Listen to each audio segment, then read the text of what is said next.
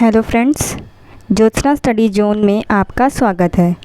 आज हमारे general paper की पहली क्लास है जिसमें हम आप सबके लिए लेकर आए हैं इंग्लिश और हिंदी के इम्पॉर्टेंट क्वेश्चंस जो कि कई एग्ज़ाम में कंपलसरी होते हैं। बहुत सारे कैंडिडेट अपने सब्जेक्ट में तो माहिर होते हैं पर हिंदी और इंग्लिश में उनकी तैयारी अच्छी नहीं होती, जिसकी वजह से वो क्वालिफाइंग मार्क्स भी नहीं ला पाते हैं और सब्जेक्ट में अच्छे मार्क्स लाने के बावजूद वो मेरिट लिस्ट से बाहर हो जाते हैं। अगर आपके साथ भी ऐसा ही हुआ है तो तैयार हो जाइए, क्योंकि ज्योत्सना स्टडी जोन अब आपको पीछे नहीं रहने देगा और आपकी पकड़ हिंदी और इंग्लिश में मजबूत करने में मदद करेगा, जिसकी शुरुआत इस वीडियो के साथ ही हो रही है। तो चलिए बिना समय गंवाए वीडियो की शुरुआत करते हैं इस क्वेश्चन के साथ। निम्नलिखित में से कौन सा शब्द परमार्थ शब्द का विलोम है? स्वार्थ, साक्षर, मूर्ख या इनमें से कोई नहीं। परमार्थ शब्द का विलोम स्वार्थ होता है। अक्षर का विलोम निरक्षर होता है। मूर्ख का विलोम होता है ज्ञानी या पंडित। नेक्स्ट क्वेश्चन देखते हैं। अगला क्वेश्चन है, नीचे दिए गए मुहावरों में से कौन सा मुहावरा दर्शाए गए व्यवहार का सबसे सटीक वर्णन करता है? वाक्य है, कुछ लोगों की सोच तो साधारण होती है मगर उनका मुंह हमेशा चलता रहता है। इस वाक्य के लिए कौन सा मुहावरा प्रयोग किया जाएगा? ऑप्शन है, मन मन भाए मुंडी हिलाए, नाच न जाने आंगन टेढ़ा, जितनी लंबी चादर उतने लंबे पैर, या अध जल गगरी छलकत जाए। मन मन भाई मुंडी हिलाए का तात्पर्य होता है पसंद आने पर भी किसी चीज़ के लिए मना करना। नाच न जाने आंगन टेढ़ा का अर्थ होता है अपनी अज्ञानता का दोष दूसरों पर मढ़ना।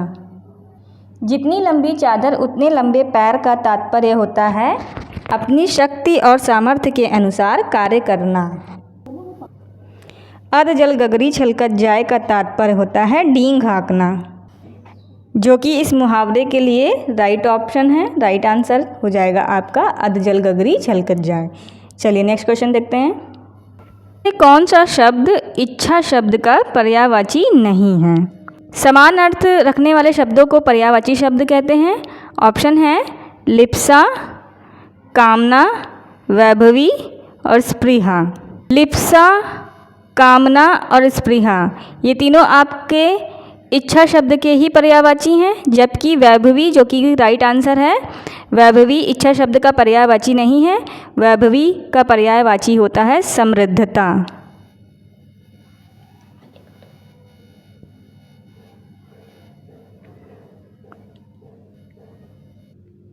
नेक्स्ट क्वेश्चन देखते हैं। इन शब्दों में से तद्भव शब्द पहचानिए। तो पहले जान लेते हैं कि तद्भव शब्द और तत्सम शब्द क्या होते हैं। तत्सम शब्द वो होते हैं जो संस्कृत भाषा के मूल शब्द होते हैं और हिंदी भाषा में भी प्रयुक्त होते हैं, वो तत्सम शब्द कहलाते हैं। और संस्कृत भाषा के वे शब्द जिनके स्वरूप में परिवर्तन आ गया है वो तद्भव शब्द कहलाते हैं। तो यहाँ पर ऑप्शन है उपवास, वधु, शत, अचरज। इसमें से तद्भव शब्द कौन सा है आपको बताना है। तो इनमें से तद्भव शब्द है अचरज। अचरज का तत्सम हो जाएगा आश्चर्य, जबकि उपवास, वधु और शत ये तीनों आपके तत्सम शब्द हैं। उपवास का तद्भव होगा उपास, वधु का तद्भव होगा बहु और शत का तद्भव होगा सौ। तो यहाँ पर राइट आंसर है ऑप्शन 4 अचरज। नेक्स्ट क्वेश्चन देखते हैं। दिए गए अनेक शब्दों के लिए एक उपयुक्त शब्द पहचानिए। 25 वर्ष पूरे करने के उपलक्ष्य में होने वाला उत्सव। यहाँ पर टाइपिंग एरर है, यहाँ पर उत्सव होगा। ऑप्शंस हैं सुवर्ण जयंती, वीर जयंती, कांस्य जयंती, रजत जयंती। 25 वर्ष पूरे करने के उपलक्ष्य में होने वाले उत्सव को हम रजत जयंती कहते हैं, जबकि स्वर्ण जयंती 50 वर्ष पूरे होने के बाद होने वाला उत्सव होता है। गवीश में प्रयुक्त संधि का नाम बताएं। ऑप्शन है दीर्घ संधि, गुण संधि, यण संधि, अयादि संधि। तो गवीश शब्द में अयादि संधि का प्रयोग हुआ है। यदि ए ऐ ओ औ का मेल दूसरे स्वरों से हो जाए तो ए का ऐ हो जाता है, ऐ का आय हो जाता है, ओ औ बन जाता है और औ बन जाता है आव। जैसे ओ धन बड़ी ई, तो ओ बन जाएगा अव और बड़ी ई की मात्रा लग के हो जाएगा अवी। तो गवीश का संधि विच्छेद होगा गो धन ईश। गो का बन जाएगा गव और बड़ी की मात्रा लग के हो जाएगा गवीश। ये नियम जो बताया गया है ये अयादि संधि का नियम है, इसलिए गवीश में अयादि संधि प्रयुक्त है। चलिए अगला क्वेश्चन देखते हैं। निम्नलिखित में से शुद्ध वर्तनी का चयन करिए। यहाँ 4 स्पेलिंग हैं, 4 वर्तनी हैं, जिनमें से 3 गलत हैं, 1 सही है। ऑप्शंस देखते हैं। करमनाशा, कर्मनाशा, क्रमनाशा, करमनाशा। इसमें से शुद्ध वर्तनी कौन सी है? शुद्ध वर्तनी ऑप्शन 2 में दी गई वर्तनी है। बाकी 3 वर्तनी जो आपकी दी हैं वो तीनों गलत हैं। तो इसका राइट आंसर हो जाएगा ऑप्शन 2 कर्मनाशा। नेक्स्ट क्वेश्चन देखते हैं। निम्नलिखित में से कौन सा शब्द स्त्रीलिंग है? चीन, पीतल, देवनागरी, हिमालय। किसी देश का नाम, धातुओं का नाम तथा पर्वतों का नाम आदि पुल्लिंग में आते हैं, जबकि भाषाओं और लिपियों का नाम स्त्रीलिंग होता है। तो यहाँ पर ऑप्शन 3 देवनागरी लिपि जो है वो स्त्रीलिंग का शब्द है। करेक्ट ऑप्शन है देवनागरी। नेक्स्ट क्वेश्चन देखते हैं। संग्रहालय शब्द का संधि विच्छेद क्या है? ऑप्शन है सम प्लस ग्रह प्लस आलय, प्लस ग्रह प्लस आलय, सत प्लस ग्रह प्लस आलय, सत प्लस ग्रह प्लस आलय। संग्रहालय का सही संधि विच्छेद जो होगा वो ऑप्शन 1 में दिया गया संधि विच्छेद है, जिसमें हलंत के साथ माँ दिया हुआ है, आधा माँ।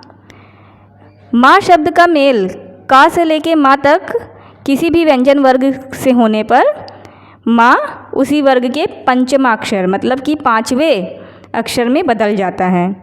जैसे कि उदाहरण आपको दे दें, यहाँ पर माँ दिया हुआ है और माँ के बाद जो अक्षर दिया है, जो व्यंजन दिया है वो गा है, और गा का 5वां अक्षर होता है गा के बाद का गा वर्ण का।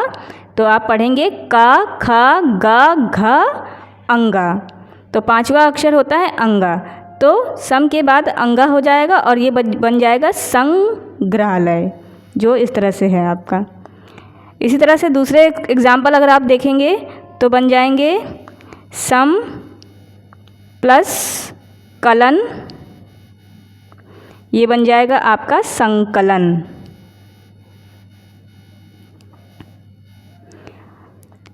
दूसरा एग्जाम्पल देखेंगे तो सम प्लस गति संगति, इसी तरह से आपका संधि विच्छेद किया जाता है। अगला क्वेश्चन देखते हैं। तलवे चाटना मुहावरे का क्या अर्थ है? ऑप्शन है पाँव दबाना, चापलूसी करना, इधर उधर की हाँकना या तलवों में छाले हो जाना।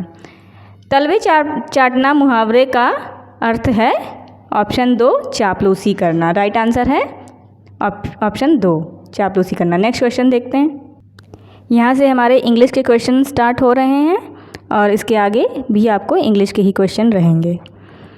तो क्वेश्चन है, पहला क्वेश्चन इंग्लिश का, substitute the phrase in hold italics with the appropriate option. कह रहा है कि जो सेंटेंस दिया है उसमें जो इटैलिक्स में जो पोर्शन है उसके लिए सही ऑप्शन क्या होगा, सही वर्ड क्या होगा। जैसे आप लोग हिंदी में वाक्यांश के लिए एक शब्द लिखते हैं, तो यहाँ पर भी इटैलिक्स में आपको एक वाक्यांश दिया है, उसके लिए एक शब्द क्या होगा वो आपको बताना है, वो उसका सब्स्टिट्यूट वर्ड होगा। तो पहले सेंटेंस पढ़ लेते हैं। क्या है सेंटेंस है, usually no one give a job to someone who runs away from the law. तो इटैलिक्स में दिया हुआ है यहाँ से someone who runs away from the law. पूछ रहा है कि किसी ऐसे व्यक्ति को क्या कहते हैं जो कानून से भाग रहा हो। A fugitive, a persistence, a juvenile या फिर none of the above. Fugitive का मतलब होता है भगौड़ा, अपरसिस्टेंट का अर्थ होता है दृढ़, जुवेनाइल का अर्थ होता है अ यंग पर्सन यानी कि किशोर।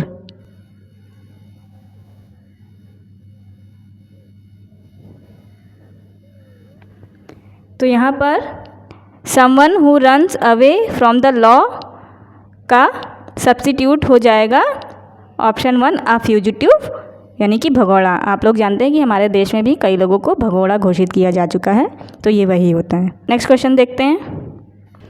Complete the analogy. एनालॉजी का मतलब होता है समानार्थक।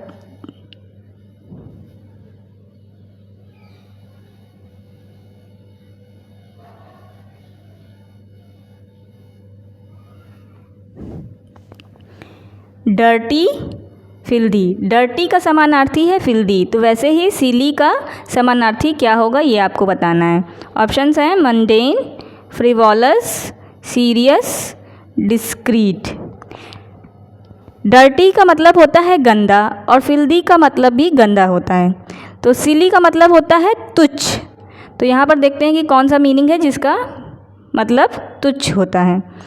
तो मंडेन का मीनिंग होता है सांसारिक। इसके सिनोनिम्स अगर आप देखेंगे तो हो जाएगा डल,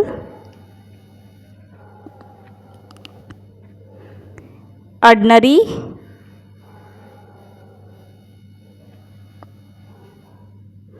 या फिर बोरिंग।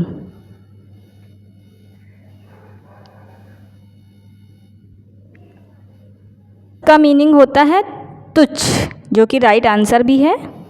और फिर फ्रिवॉलस के अगर आप और सिनोनिम्स देखें, समानार्थी देखें, तो हो जाएगा आपका वर्थलेस, वैल्यूलेस, अनइम्पॉर्टेंट, पॉइंटलेस आदि रहते हैं। सीरियस का मतलब होता है गंभीर। इसके और सिनोनिम्स देखेंगे तो आपके हो जाएंगे क्रिटिकल, क्रूशियल, एट्सेट्रा। डिस्क्रीट का मतलब होता है विचारशील यानी कि केयरफुल,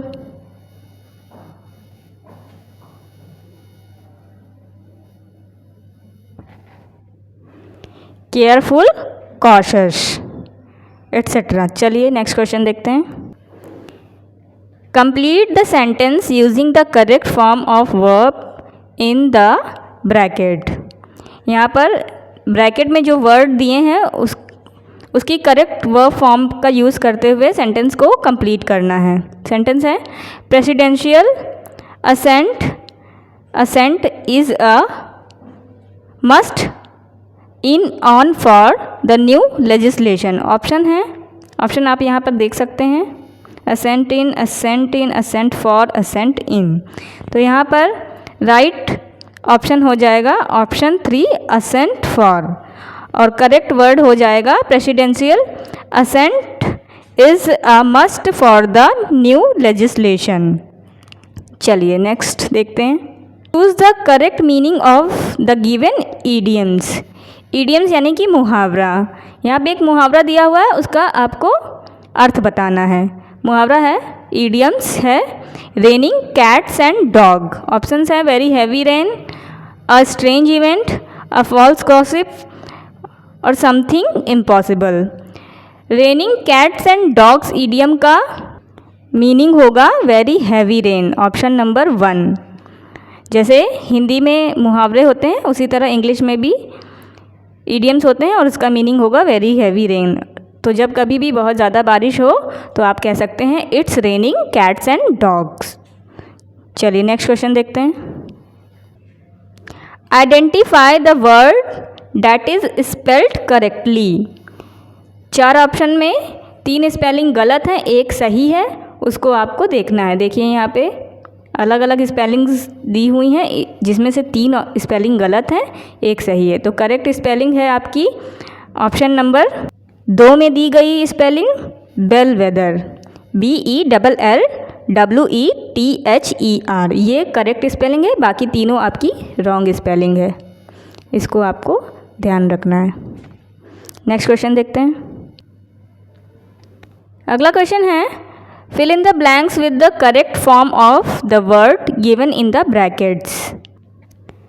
सेंटेंस है my guide tell me if I wanted to meet these people I would have to walk 2 miles। यहाँ पे ब्रैकेट में टेल दिया है, इसकी वर्ब की करेक्ट फॉर्म का यूज़ करते हुए सेंटेंस को कंप्लीट करना है। तो ऑप्शन देखते हैं पहले। ऑप्शन है telling, tell, told, has tell. अगर ऑप्शन के अकॉर्डिंग देखें तो हम अगर प्रेजेंट टेंस अप्लाई करते हैं तो हमें वर्ड की सिंगुलर फॉर्म चाहिए, लेकिन यहाँ पर माई गाइड जो है, माई गाइड जो दिया हुआ है वो वर्ब की सिंगुलर फॉर्म है, तो हमें सिंगुलर फॉर्म का वर्ब चाहिए। लेकिन अगर हम पास्ट टेंस का यूज़ करेंगे तो हम किसी भी फॉर्म का यूज़ कर सकते हैं, सिंगुलर हो या प्लूरल।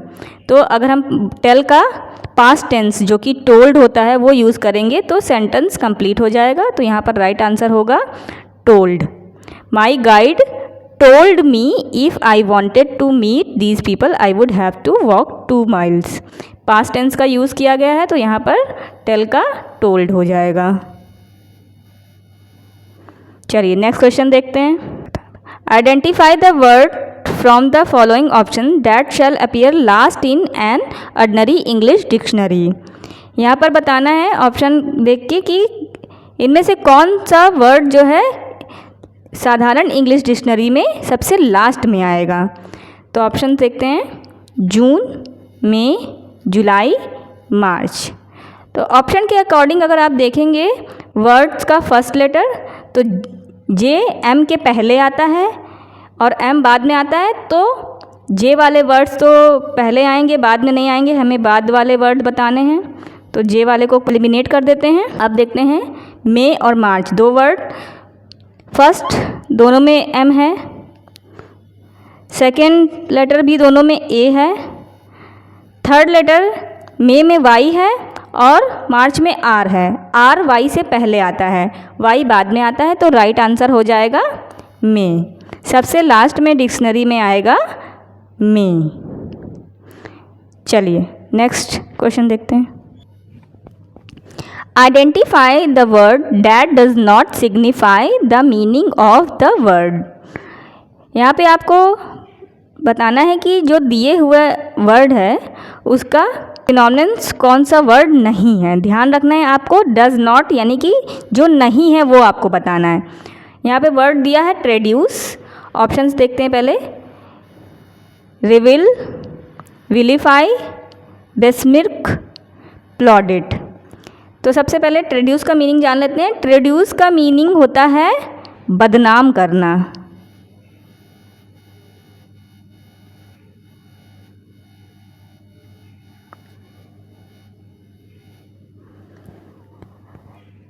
तो यहाँ पर रिविल, विलीफाई और बिस्मिर्च ये तीनों ही ट्रेड्यूस के सिनोनिम्स हैं।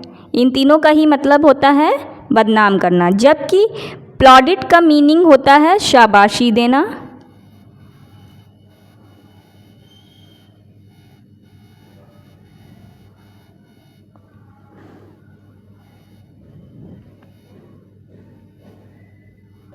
तो प्लॉडिट ही आपका राइट आंसर है, ये ट्रेड्यूस का मीनिंग नहीं है। प्लॉडिट के सिनोनिम्स में kudos, cheers, applause, praise etcetera होते हैं। चलिए नेक्स्ट क्वेश्चन देखते हैं। Choose the correct meaning of the given proverb.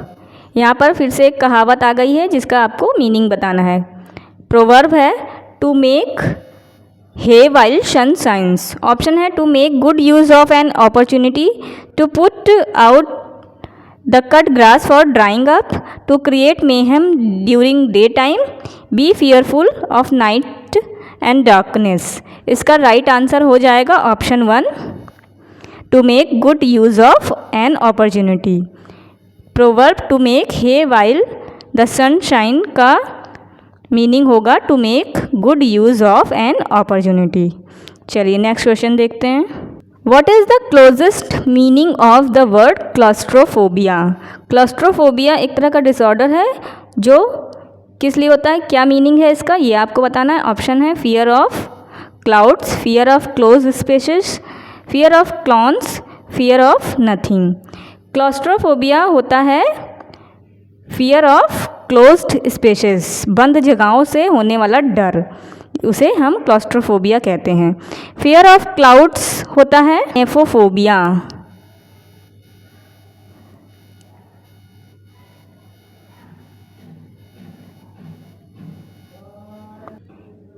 Nephophobia means fear of clouds, बादलों का डर। कुछ लोग होते हैं जिनको बादलों से डर लगता है, उनको नेफोफोबिया डिसऑर्डर होता है। फियर ऑफ क्लाउन्स होता है कॉलरोफोबिया। फियर ऑफ क्लाउन मतलब जो जोकर्स, सर्कस में आप लोगों ने देखा होगा जोकर्स, उनसे जिन लोगों को डर होता है उन्हें कॉलरोफोबिया का डिसऑर्डर होता है। फियर ऑफ नथिंग होता है नीलीफोबिया। तो फ्रेंड्स ये आज के हमारे 10 क्वेश्चंस थे इंग्लिश के और 10 क्वेश्चन हिंदी के। टोटल 20 क्वेश्चन आज की क्लास में आपको बताए गए हैं।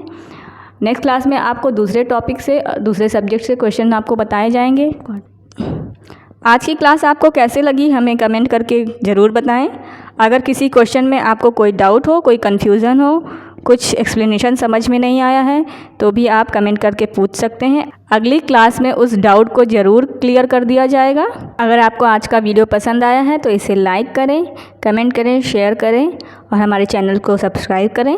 टेलीग्राम चैनल को भी ज्वाइन कर लें अधिक जानकारी के लिए, और आप हमें इंस्टाग्राम पर भी फॉलो कर सकते हैं। और अपने दोस्तों को भी इन क्लासेस के बारे में ज़रूर बताएं और उन्हें मेंबरशिप के लिए जोड़ें। आज का वीडियो देखने के लिए बहुत बहुत धन्यवाद। मिलते हैं अगली क्लास में अगले टॉपिक के साथ। इन क्वेश्चंस की प्रैक्टिस करते रहिए और पढ़ाई जारी रखिए। धन्यवाद।